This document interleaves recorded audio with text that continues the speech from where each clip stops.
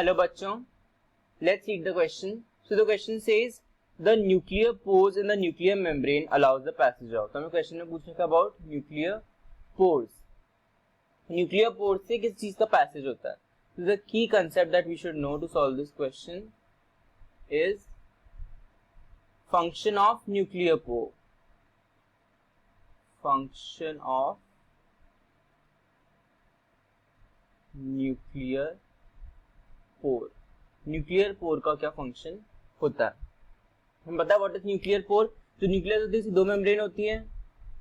This is the inner membrane, this is the inner membrane and this is the outer membrane. बाहर वाली this is outer membrane. Okay,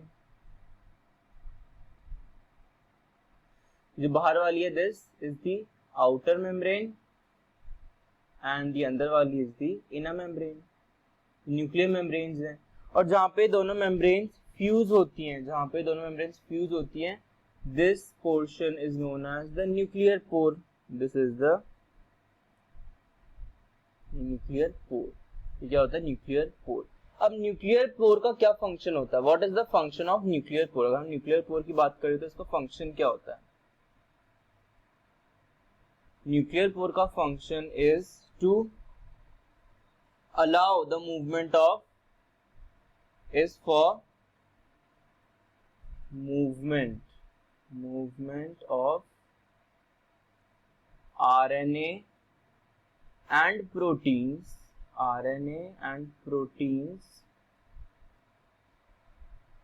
का movement किस direction में? In both directions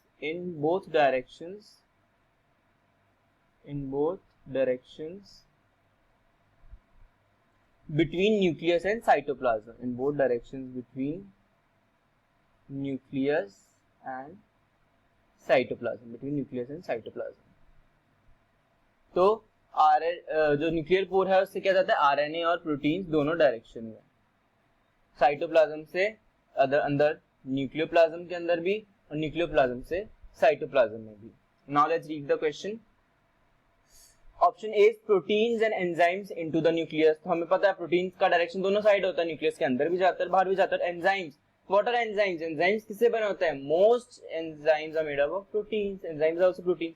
तो nucleus के अंदर जाएंगे प्रोटीन्स और एंजाइम्स. क्यों? क्योंकि अंदर प्रोटीनेशियस फ्रेमवर्क बनाने के लिए, और बाकी एंजाइम्स न्यूक्लियस का फंक्शन कैरी आउट करने के लिए न्यूक्लियस के अंदर जाते हैं साइटोप्लाज्म से. ओके, प्रोटीन्स जो होते हैं वो कहाँ बनते हैं? साइटोप्लाज्म में बनते हैं. रफ एंडोप्लाज्मिक रेटिकुलम में राइबोसोम्स होते हैं, वो प्रोटीन्स बनाते हैं. तो प्रोटीन साइटोप्लाज्म से बनकर न्यूक्लियस के अंदर जाते हैं. तो ये ऑप्शन सही है. बी है ribosomal components out of the nucleus. हमें पता है राइबोसोम किसका बना हुआ होता है? Ribosome is made up of RNA and proteins. Let's see the ribosome is made up of RNA plus protein. कौन सा आरएनए होता है? It is the rRNA, ribosomal RNA. अब राइबोसोमल आरएनए कहाँ बनता है? Ribosomal RNA formed in the nucleus. Proteins कहाँ present होता है? Outside nucleus. तो जो आरएनए है, आरआरएनए न्यूक्लियस से बाहर जाएगा, it goes out of the nucleus into the cytoplasm, और फिर प्रोटीन से मिलकर राइबोसोमल यूनिट्स का भी एक्सचेंज होता है थ्रू द न्यूक्लियर पोर से. ऑप्शन बी भी सही है कि राइबोसोमल कंपोनेंट्स बाहर जाते हैं न्यूक्लियस के, आरआरएनए बाहर जाता है. Okay, and mRNA out of the nucleus. जो एमआरएनए है, mRNA, let's see the mRNA is the messenger RNA. इस पे जेनेटिक कोड होता है. जैसे एमआरएनए है, यहाँ पे जेनेटिक कोड होता है, और इससे जो राइबोसोम्स हैं वो अटैच होते हैं. राइबोसोम्स अटैच होके इससे प्रोटीन का ट्रांसलेशन होता है. MRNA helps in translation of proteins. Translation होके क्या बनता है? Protein formation. ट्रांसलेशन मतलब प्रोटीन सिंथेसिस. तो जो एमआरएनए है, mRNA is formed inside nucleus.